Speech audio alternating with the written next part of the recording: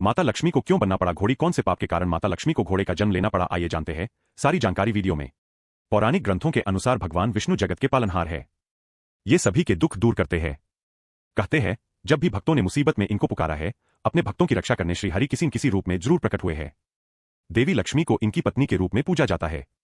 विष्णु जी पालने वाले हैं तो देवी लक्ष्मी धन संपदा की देवी माना जाता।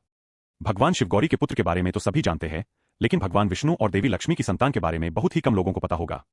इनकी संतान को जन्म के बाद वन में छोड़ दिया था। आज हम बताएंगे देवी लक्ष्मी की संतान के बारे में और क्यों इसे वन में छोड़ दिया था। आइए जानते हैं इस कथा के बारे में। देवी भागवत पुराण के अनुसार भगवान विष्णु ने देवी लक्ष्मी को घोड़ी बनने का शाप दे दिया था। इससे लक्ष्मी दुखी हुई लेकिन कुछ बोली नहीं, क्योंकि उन्हें यह पता था कि इसमें भी भगवान की कोई लीला छिपी होगी, और देवी घोड़ी बनकर यमुना और तमसा नदी के पास वन में निवास करने लगीं और शाप से मुक्ति के लिए शिव जी की तपस्या करने लगीं।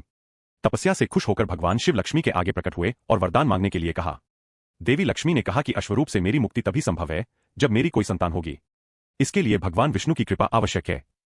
आप भगवान विष्णु को समझाएं कि वह मुझे शाप मुक्त कर दें। भगवान शिव ने देवी को पुत्र प्राप्ति का वरदान दिया और भगवान विष्णु को लक्ष्मी के शाप से मुक्ति के लिए प्रार्थना की।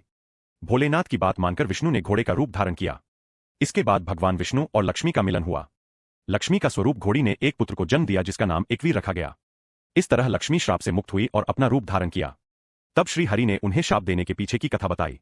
उन्होंने बताया कि राजा ययाति के वंशज हरिवर्मा विष्णु के समान पुत्र की इच्छा से तपस्या कर रहे हैं। उन्हें संतान प्रदान करने के लिए उन्होंने यह लीला की है। भगवान ने देवी लक्ष्मी से कहा कि हम अपने पुत्र को यही वन में छोड़कर चले जाएंगे और राजा हरिवर्मा इन्हें अपने साथ ले जाएंगे। भगवान विष्णु और देवी लक्ष्मी के इसी पुत्र से है वंश की उत्पत्ति हुई। इसी तरह अगर कोई भी भक्त सच्चे दिल से भगवान की आराधना करता है और उनकी पूजा करता है, इसका फल उसे जरूर मिलता है और भगवान उसकी हर मनोकामना पूरी कर उसके दुख हर लेते हैं।